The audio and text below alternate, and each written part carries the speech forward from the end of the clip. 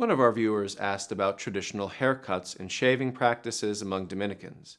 These practices do have some symbolic value, so if you want to learn more about Dominican hairstyles, stick around.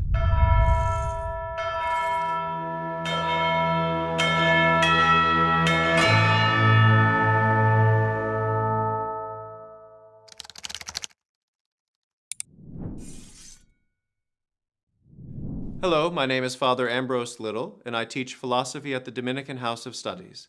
Welcome to Aquinas 101, Big Questions, Little Answers, the series where I do my best to answer your big questions about philosophy, theology, and more. Now, I have to admit that it feels a bit vain to talk about the outward appearances of Dominicans, but the fact of the matter is that it has had importance in the history of the Church. In fact, St. Thomas Aquinas has an article in the Summa Theologiae dedicated to proper clothing in the Treatise on Temperance, which is applicable to haircuts as well. This can be found in Secunda Secundae, question 169. To get us started on our discussion today, I want to highlight one of several reasons St. Thomas thinks that outward appearance is important. He writes, quote, "This outward apparel is an indication of man's estate, wherefore excess, deficiency, and the mean therein are referable to the virtue of truthfulness." End quote. This is an interesting remark, and there is much to dig into here, but the focus on truthfulness can tell us why there were clothing and hairstyles that were common among religious orders in the Catholic Church. The chosen style often had symbolic value that conveyed meaning to others. With that in mind, let's turn to the questions at hand.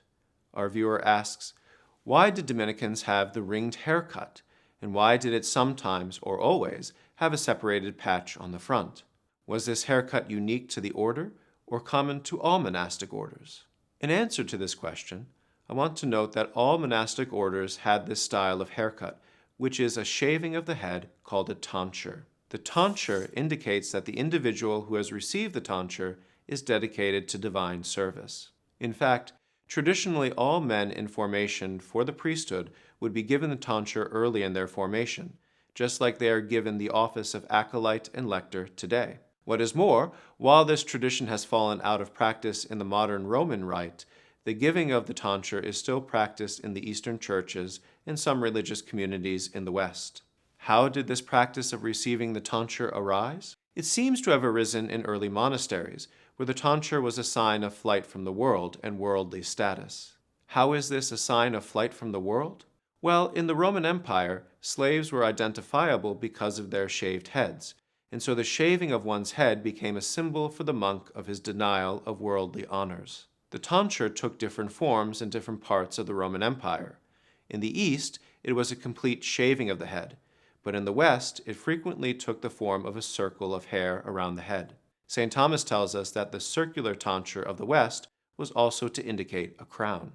He writes, quote, "It is becoming for those who apply themselves to the divine ministry to be shaven or tonsured in the form of a crown by reason of the shape, because a crown is the sign of royalty, and of perfection since it is circular, and those who are appointed to the divine service acquire a royal dignity and ought to be perfect in virtue." End quote. Now, our viewer asks why there is often a missing patch of hair in the front in many depictions of Dominican saints. The answer to that question is simple: male pattern baldness. I am afraid to say that most of us have a receding hairline, and when you shave off all but a circle of hair around our heads, there is likely to be an empty patch or two in the front. The next hair-related question has to do with beards. Our viewer asks, what is the history of shaving, along with any reasoning behind it? It seems like being clean-shaven is the norm, but St. Dominic is almost always depicted with a beard, and some modern Dominicans have facial hair. This question has a surprisingly complicated history, largely based on cultural practices in the Eastern and Western Roman Empire. In ancient Rome, it was customary for an adult male to be shaved every day at the baths. When you consider that this was done with a straight-edge razor and no water or shaving cream, you can also see why shaving among Romans was thought to be a particularly manly thing to do. This practice carried over into Western Christian culture and was codified in church law as a requirement for priests of the Latin rites. In the Eastern Roman Empire, however, beards were more normal. In ancient Greece, the beard was often a symbol of wisdom, which is why most philosophers are depicted with beards. But the beard was also a symbol of manliness in antiquity, and thus why it was common for adult males to have beards in the East, and why most bishops, priests, and monks of the Eastern Church have beards. Historically, there were some surprisingly heated arguments between East and West about facial hair among priests and monks, especially in the 13th century. Although it is interesting, that is a story best discussed at another time. Now, why is Saint Dominic often depicted wearing a beard? Blessed Cecilia, one of the early nuns of the Dominican order who had met Saint Dominic, tells us that at one point Saint Dominic wanted to go east to preach the gospel. At that time, it was permitted for Western priests who were traveling in the East to grow a beard, so that they would fit in more easily. So Blessed Cecilia tells us that St. Dominic grew a beard in anticipation of that trip. While St. Dominic never ended up going east, the image of St. Dominic with a beard became part of his iconography because of Blessed Cecilia's description. Well, that's all I have for you today. Thanks for joining me for this episode of Big Questions, Little Answers. I look forward to seeing you next time.